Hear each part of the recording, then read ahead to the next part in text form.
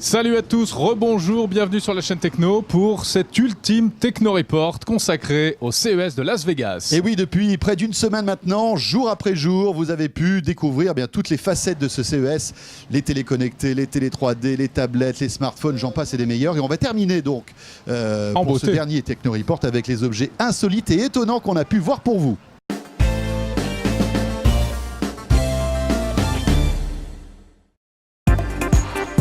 Retrouvez l'actualité des mondes numériques sur le Facebook SFR Innovation.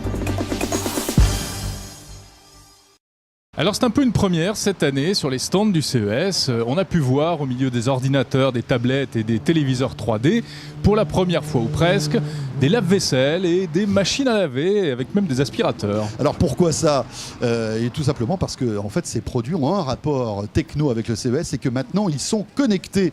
Imaginez votre frigo connecté à Internet, votre machine à laver le linge connectée aussi au web, votre four, votre aspirateur, enfin bref, on peut tout imaginer. Et ça tombe bien puisque c'est d'ailleurs l'une des questions que nous avons reçues sur le site lachaînetechno.com mais aussi sur plusieurs le groupe questions même. SFR Innovation donc de Facebook. La question de Lagdar qui voulait savoir un petit peu où on en était en matière d'électroménager connecté, Jérôme. Exactement. Alors, l'un des constructeurs qui a fait le plus fort dans ce domaine, c'est le coréen LG qui présentait quasiment une maison en modèle réduit pour montrer tout ce qu'on pouvait faire en termes d'objets connectés, d'appareils électroménagers connectés. Les explications et les précisions d'Hervé Vaillant. C'est vrai que c'est la première fois que nous avons l'électroménager présent sur le stand du CES et l'ensemble de ces équipements, que ce soit réfrigérateur, four, aspirateur, machine à laver, sont tous dotés de connexion Wi-Fi. Alors vous allez me dire à quoi ça sert ? Ça va permettre justement de pouvoir communiquer entre eux et on va pouvoir piloter de manière intelligente l'ensemble de ces appareils électroménagers. Un cas concret, je mets un produit dans mon réfrigérateur, je le scanne, je vais effectivement donc indiquer au réfrigérateur que ce produit est rentré dans le frigo. Quand je vais le ressortir, si jamais je ne le re-rentre pas, il va automatiquement me mettre mon produit dans une liste de courses et la prochaine fois que je vais effectivement aller sur mon site marchand pour aller m'acheter des yaourts ou n'importe quoi, je vais pouvoir récupérer cette liste de courses. Autre intérêt, je vais également faire ce qu'on appelle du food management. Si la DLC arrive à son terme, je vais avoir des alertes qui peuvent arriver sur mon smartphone et qui vont m'indiquer attention, le beurre, la DLC arrive vraiment à sa date limite, donc il faut le consommer immédiatement. Mais alors, sincèrement, ça fait des années qu'on parle de ce genre de système. Hein. Cette histoire de frigo intelligent, c'était un peu l'Arlésienne. Concrètement, ça y est, c'est prêt, ça va être lancé ? C'est lancé dès cette année, donc on va avoir dès le premier semestre l'ensemble de cette gamme qui va être commercialisée sur le marché coréen. Donc encore une fois, c'est des produits qui vont dans le sens de la simplification de la vie de nos consommateurs. J'ai un four, je veux télécharger une recette, directement je vais pouvoir aller sur l'OSD de mon four et je vais pouvoir télécharger la recette d'un gâteau au chocolat, d'une dinde au marron ou quoi que ce soit.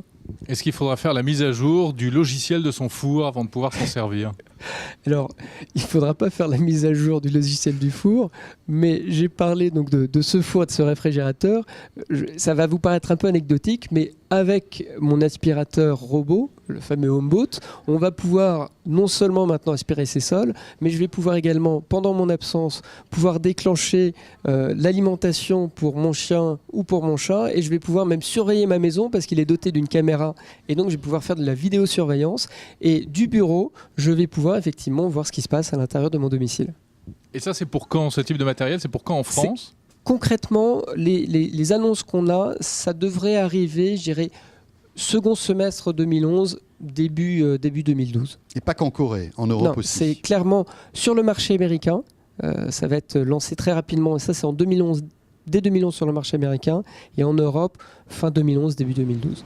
Plutôt séduisant donc cet électroménager connecté. Oui, peut-être demain dans votre cuisine. À condition qu'on passe pas plus de temps à réparer, à mettre à jour les appareils qu'à faire le ménage. Quoi. Attends, mon four ne marche pas, je peux pas faire cuire le rôti, il faut que je mette à jour le firmware. Ça va être quelque chose quand même. Je sais pas si madame va être très heureuse avec tout ça. Il faudra un ingénieur réseau dans chaque cuisine, c'est bien, ça fera de l'emploi. Alors, autre innovation qu'on a pu croiser dans les allées de ce CES, regardez cet aspirateur étonnant, il ressemble un peu au Roomba. Bon alors ça c'est pas nouveau, hein, le Roomba, ce petit aspi qui va partout dans la maison. Il a une particularité, l'aspi qu'on a vu là, c'est qu'en fait, il est télécommandable. Oh là là, si c'est pas beau. Vous prenez votre joli, manette de jeu et au lieu d'aller bêtement tuer du zombie sur l'écran, vous faites le tuez la ménage. poussière. Vous tuez la poussière. Ça sert à quoi? Ben voilà, écoute, tu es confortablement installé sur ton canapé et tu pilotes ton aspirateur. Ouais. Ça doit avoir un petit côté jouissif quand même, tu vois, tu peux te balader dans les coins, etc. Bon, voilà. Alors j'ai posé la question à l'un des développeurs, parce que évidemment c'est une marque chinoise qui développe ça. Alors il parlait anglais, j'ai eu chaud, ouf. En fait, ils nous ont dit que pour l'instant cet appareil coûtait $500, qu'il allait être distribué aux États-Unis, qu'il marche tout comme le Roomba sans télécommande, vous pouvez choisir un petit peu les deux fonctions, et que bientôt il y aura des applications sur les smartphones. Donc on peut très bien imaginer iPhone, téléphone sous Android, etc., qui pourraient piloter votre aspirateur. Voilà, c'est plus amusant. C'est vrai qu'un bon gros aspirateur avec, du gadget, avec hein, le toujours. tube là. Ouais. Question de Kevin qui voulait en savoir plus sur les appareils photo ici au CES. Alors on a vu quelques petites choses effectivement intéressantes. Tout à fait, avec par exemple cet APN, cet appareil photo numérique de chez Samsung, qui est Wi-Fi. Alors bon, c'est pas tout à fait nouveau, il y a des constructeurs qui proposent déjà ce genre de système, avec plus ou moins de succès d'ailleurs. Celui-ci, Samsung a décidé véritablement de le lancer, il sera distribué. La particularité, c'est que vous prenez des photos, vous vous connectez à un hotspot directement depuis l'appareil photo, et vous envoyez vos photos sur le web. Voilà, on les envoie sur Facebook, sur Twitter, ou bien si on est chez soi, on les envoie directement sur l'ordinateur, ce qui économise la phase de transfert. Je sors la carte mémoire, je la remets dans l'ordi, etc., etc. Ça doit être pas mal aussi, ça doit éviter en fait après tous les classements de photos qu'on a sur les ordis, puisque là ils sont directement sur le cloud. Vous pouvez peut-être aussi choisir sur quel réseau social vous les envoyez directement, c'est plutôt pas mal. C'est bien. Autre innovation en matière de photos, c'est non des moindres, une star qui est venue présenter une innovation chez Polaroid, Lady Gaga en personne au CES. Avec cette paire de lunettes étonnante qui va tellement bien avec le style de Lady Gaga qui est un peu comme ça, un peu foufou. Faux-folle même. Un peu faux-folle, enfin c'était le style qui était foufou, c'est D'accord. pour ça. Et donc cette paire de lunettes est étonnante parce qu'elles intègrent un appareil photo et en fait les verres des lunettes sont aussi des écrans LCD. Ce qui fait que vous pouvez très bien prendre des photos et sortir en soirée avec la place de vos verres, des photos que vous avez prises. Écoutez, ça sort dans un an, c'est pas tout de suite. Ce qui est étonnant, c'est que Lady Gaga s'est vraiment impliquée dans ce projet. Mais alors pourquoi Lady Gaga ? Parce que Polaroid l'a approché et c'est vrai qu'il voulait quelque chose un petit peu jeune. C'est vrai que Polaroid a vécu une mauvaise passe quand même. Ouais. Ils essaient de se redorer un petit peu leur blason et ils essaient peut-être de toucher un auditoire un petit peu plus jeune. Et c'est vrai qu'avec Lady Gaga, comme on va dire ambassadrice, c'est déjà dans la poche. Et donc ils l'ont embauchée, ils l'ont même bombardée directrice de la création. Voilà, directrice de la création. Directrice artistique. Et voilà, donc cet appareil sortira l'année prochaine. Polaroid qui a annoncé aussi 2 autres petites imprimantes qui permettent très facilement de sortir des clichés en Bluetooth depuis votre appareil photo. Et il paraît que la qualité est vraiment exceptionnelle. Alors de la photo à la vidéo numérique, évidemment, il n'y a qu'un pas. Et regardez ce que proposait Samsung, là encore, le constructeur coréen, en matière de caméscope numérique. Ainsi, c'est un caméscope doté d'un accéléromètre. Alors à quoi ça sert ?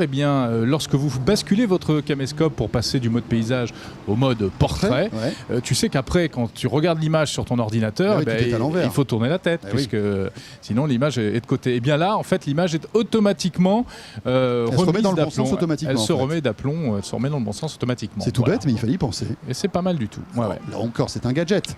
Mais bon, ça fait un petit truc en plus qui va arriver sur les caméscopes de la gamme Samsung. Oui.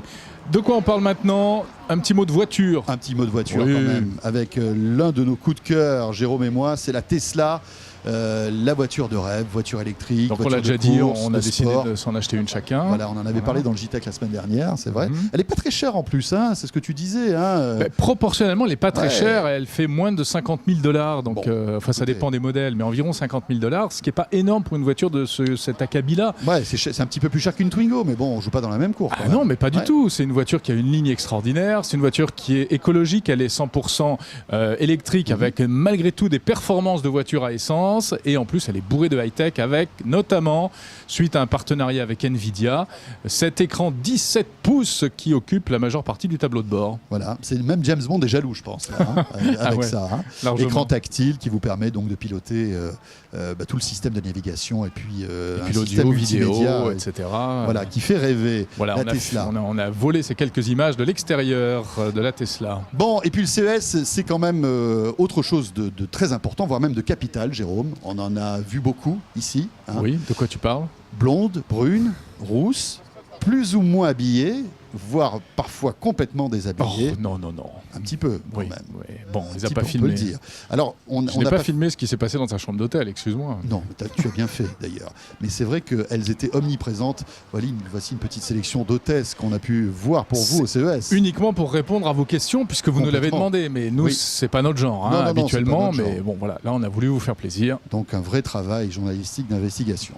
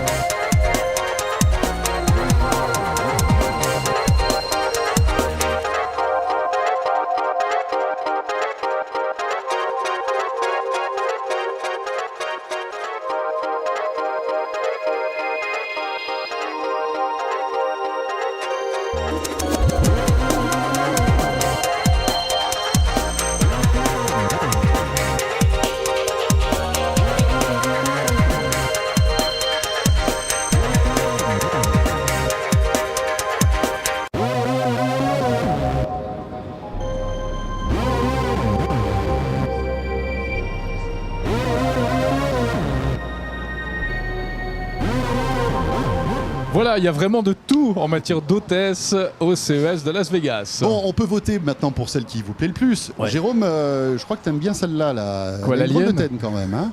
Non, je suis pas trop alien. moi, Non. hein. Bon. Plutôt d'accord. fliquette à la limite. Pourtant, vous feriez un joli couple. Enfin bon, bref. Bon, c'est la fin de cette grande série de reportages sur le CES 2011 de Las Vegas. 6 Techno Report, le JTech, le prochain JTech également, on en reparlera un petit peu du CES. Il faut dire qu'il y avait vraiment du grain à moudre. Oui, merci d'avoir été aussi nombreux à nous suivre, à la fois sur le site de la chaîne techno.com, mais aussi sur le groupe Facebook SFR Innovation, où vous avez pu aussi, tout au long de ces dernières semaines, poser vos questions. Alors ce CES, bien évidemment, on va en reparler tout au long de cette année, hein, Bien 2011, sûr. Jérôme, hein, avec toutes ces innovations. On y reviendra avec des tests poussés, bien sûr. Et puis, on se donne rendez-vous très vite, très régulièrement sur la chaîne techno.com pour encore plein de bonnes choses dédiées aux nouvelles techno. Salut à tous, portez-vous bien. À bientôt. Retrouvez l'actualité des mondes numériques sur le Facebook SFR Innovation.